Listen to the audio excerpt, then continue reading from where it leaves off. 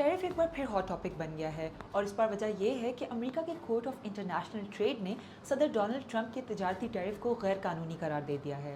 عدالت نے امریکہ کی طرف سے الگ سے چائنا، میکسیکو اور کینیڈا پہ لگائے گئے ٹیرفز کو بھی بلاک کر دیا ہے۔ امریکی ایڈمنسٹریشن نے الزام لگایا تھا کہ ان ممالک سے امریکہ میں منشیات اور غیر قانونی طور پر تارکین وطن داخل ہوتے ہیں۔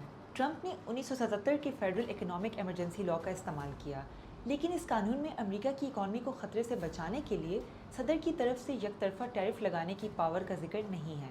ٹرمپ نے پھر بھی اس قانون کو یوز کیا اور کہا کہ شدید اقدامات کی ضرورت ہے۔ کورٹ کے اس فیصلے پر ٹرمپ ایڈمنسٹریشن نے چند منٹ میں اپیل دائر کی۔ ٹیرف کیا ہوتے ہیں؟ ٹیرف دوسرے ملکوں سے امپورٹ کی گئی چیزوں پر لگائے جانے والے ٹیکس ہوتے ہیں۔ مثال کے طور پر ایک پروڈکٹ $10 کا ہے تو اس پروڈکٹ پر 10% ٹیرف عائد کرنے کا مطلب ہوگا کہ اس پر $1 ٹیکس لگے گا، یعنی پروڈکٹ کی کل قیمت $11 ہو جائے گی۔ امریکہ میں چیزیں باہر سے منگوانے والی کمپنیاں حکومت کو یہ ٹیکس ادا کرتی ہیں اور ان ایکسٹرا چارجز کا کچھ یا پورا حصہ یوزرز پر ڈال سکتی ہیں۔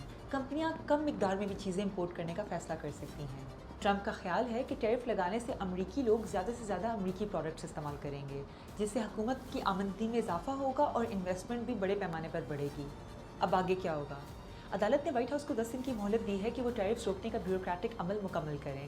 ویسے زیادہ تر ٹیرفز پہلے ہی سسپینڈ ہو چکے ہیں، لیکن اس فیصلے کو اپیل کے پروسیس سے گزرنا ہوگا جو سپریم کورٹ تک بھی جا سکتی ہے۔ اگر تمام عدالتیں فیصلہ منظور کر لیں تو ٹیرف دینے والی کمپنیز کو ادا شدہ رقم سود سمیت واپس ملے گی۔